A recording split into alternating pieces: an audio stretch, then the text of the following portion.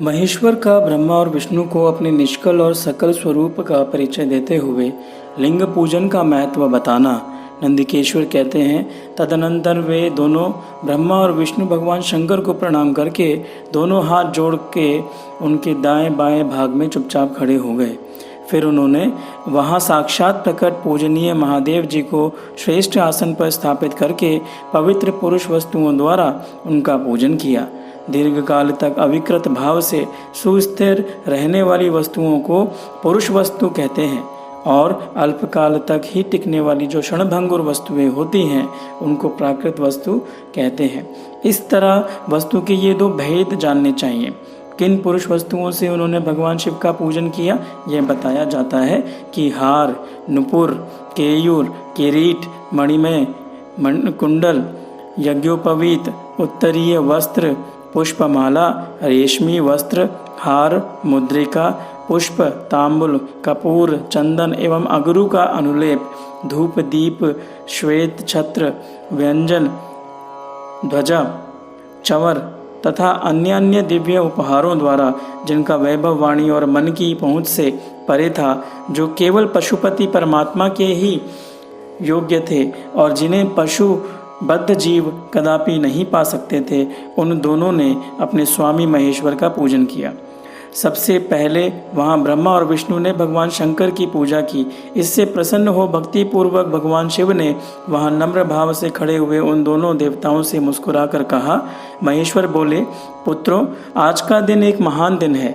इसमें तुम्हारे द्वारा जो मेरी पूजा अर्चना की गई है, इससे मैं तुम लोगों पर बहुत ज़्यादा प्रसन्न हूँ। इसी कारण से यह दिन परम पवित्र और महान से महान होगा। आज की यह तिथि शिवरात्रि के नाम से विख्यात होकर के मेरे लिए परम प्रिय होगी। इसके समय में जो मेरे लिंग यानी कि निष्कल अंग आकृति से रहित निराकार स्वरूप के प्रतीक वेर सकल साकार रूप के प्रतीक विग्रह की पूजा करेगा, वह पुरुष जगत की सृष्टि और पालन आदि कार्य भी कर सकता है। यानी कि इस दिन जो मेरे लिंग की पूजा करेगा और जो मेरी सकल स्वरूप मूर्ति की पूजा करेगा, उसको जो है सफलता प्राप्त होगी, जो भी सिद्धि वो पाना चाहता है। ऐसा भगवान शंकर ने कहा। जो शिवरात्रि को दिन रात निराहार एवं जितेंद्रिय रह करके अपनी शक्ति के अनुसार निश्चल भाव से मेरी यथोचित पूजा करेगा, उसको मिलने वाले फल का वर्णन सुनो। अब भगवान शंकर अपने इस पूजा के द्वारा जो मिलने वाला फल है उसका वर्णन कर रहे हैं। 1 वर्ष तक निरंतर मेरी पूजा करने पर जो फल मिलता है, वह सारा फल केवल शिवरात्रि को मेरा पूजन करने से मनुष्य तत्काल प्राप्त कर लेता है। जैसे पूर्ण चंद्रमा का उदय समुद्र की वृद्धि का अवसर है, उसी प्रकार यह शिवरात्रि तिथि मेरे धर्म की वृद्धि का समय है। इस तिथि में मेरी स्थापना आदि का मंगलमय उत्सव होना चाहिए। पहले मैं जब ज्योतिर्मय स्तंभ रूप से प्रकट हुआ था, वह समय मार्गशीर्ष मास में आर्द्रा नक्षत्र से युक्त पूर्णमासी या प्रतिपदा है। जो पुरुष मार्गशीर्ष मास में आर्द्रा नक्षत्र होने पर पार्वती सहित मेरा दर्शन करता है अथवा मेरी मूर्ति या लिंग की झांकी करता है, वह मेरे लिए कार्तिकेय से भी अधिक प्रिय है। उस शुभ दिन को मेरे दर्शन मात्र से पूरा फल प्राप्त होता है। यदि दर्शन के साथ साथ मेरा पूजन भी किया जाए तो इतना अधिक फल प्राप्त होता है कि उसका वाणी द्वारा वर्णन नहीं हो सकता।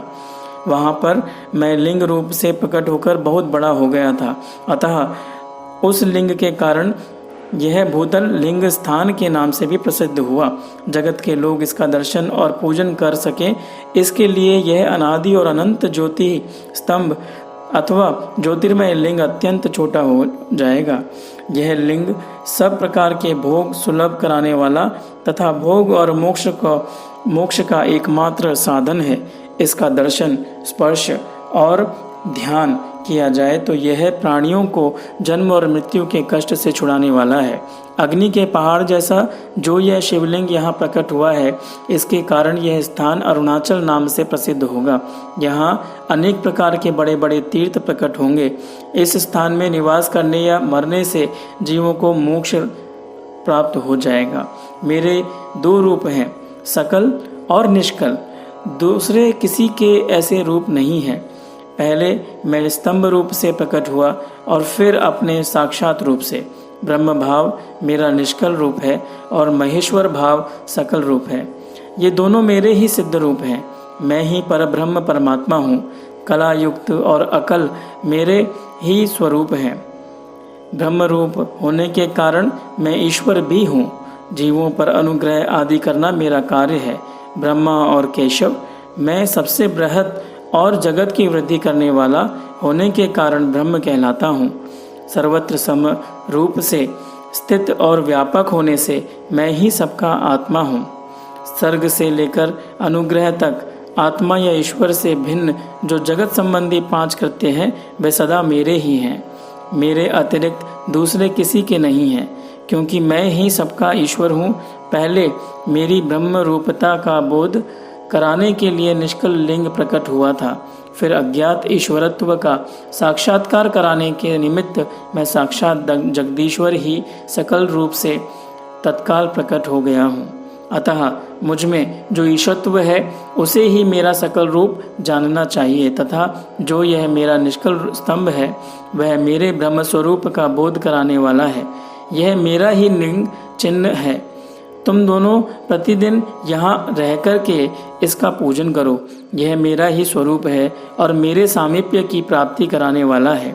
लिंग और लिंगी में नित्य अभेद होने के कारण मेरे इस लिंग का महान पुरुषों को भी पूजन करना चाहिए।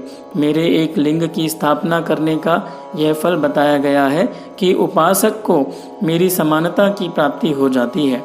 यदि एक के बाद दूसरे शिवलिंग की भी स्थापना कर दी गई तब तो उपासक को फल रूप से मेरे एकत्व रूप फल का प्राप्ति होता है। मतलब यदि प्रभु शंकर का दूसरा शिवलिंग भी स्थापना कर दिया गया किसी के द्वारा तो वो उपासक फल रूप से मेरे साथ एकत्व यानी कि सायुज्य मोक्ष रूप फल को प्राप्त कर लेता है। प्रधानतया शिवलिंग की ही स्थापना करनी चाहिए। मूर्ति की स्थापना उसकी अपेक्षा गौण कर्म है। शिवलिंग के अभाव में सब ओर से सवेर मूर्ति युक्त होने पर भी वह स्थान क्षेत्र नहीं कहलाता।